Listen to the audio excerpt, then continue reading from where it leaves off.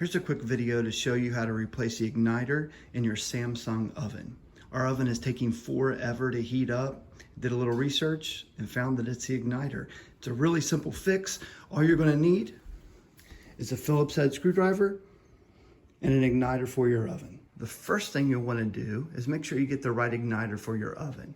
It's pretty easy. All you're gonna do is go down here to the bottom drawer, pull this out, and right here, you'll find your model number. If you go to appliancepros.com, enter that model number, it'll bring up the part number that you'll need. Then you can take that part number, go to Amazon, and get the right igniter. All right, the first thing we're gonna do is we're gonna remove the racks that are in here. Just pull those straight out.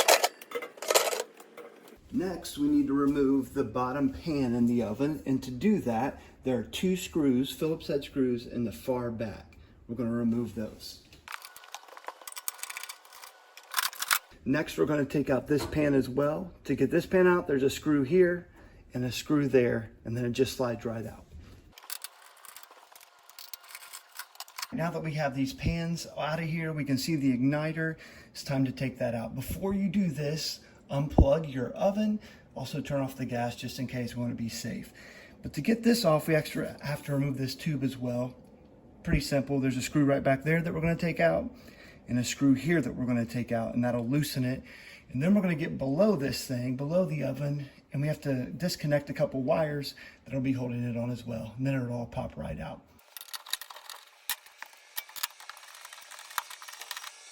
Now I have taken the bottom drawer of the oven off. I can get up underneath of it. This is the tube. I need to pop that off just like that. That's the tube that we're going to pull straight through. And then this wire right here, I also need to pop off, and that's going to release everything. All right, now that we have everything disconnected below, this pulls right out. Now we're going to take it over here and remove this igniter. The igniter is pretty simple to remove. We're just going to loosen these screws up with a Phillips head, and you'll pull them out. But what you want to notice is they do go into a nut. So there's a nut on the bottom of it. You need to take both of these, set them aside, and we're going to use them to put the new igniter back on, just like we took this one off.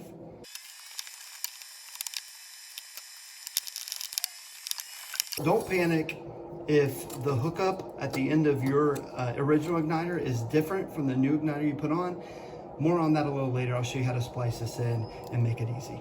We're going to place this thing back in, making sure that the wires here and this piece here go underneath. Do not screw it in quite yet. All right, now we're back underneath the oven, again, where we pulled out that drawer. Before we screw the gas tube in, we want to make sure this, the bottom of the tube, goes over this right here. Do not mess with this screw. Doesn't need to be untightened, loosened, or tightened. It has to do with the airflow to gas ratio, so we're not messing with that. But just push that down. You can feel it snap into place.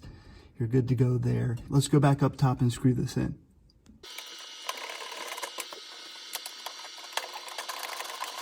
The final steps here, we're going to take the connector that comes from the igniter and connect them to the oven.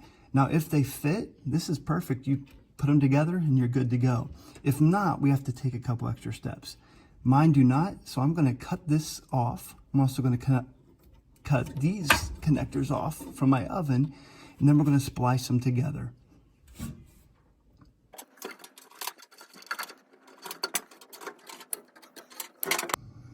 All right, what you can see here, these two wire nuts, this is what I just put in. These wire nuts came with the igniter. I took the wires, twisted them together, put the wire nuts over top of them. We're nice and spliced in. It's time to see if this oven works. All right, the new igniter's in place. Everything's screwed down, the wires are connected. We're now gonna start the oven up. I'm just gonna hit bake, hit start. Let's see if we can get an orange glow out of that new igniter. And there it is. All you're gonna do now, turn that oven back off, put the two pans on just like we did before, and you're good to go. I hope this video was helpful. If it was, give us a thumbs up.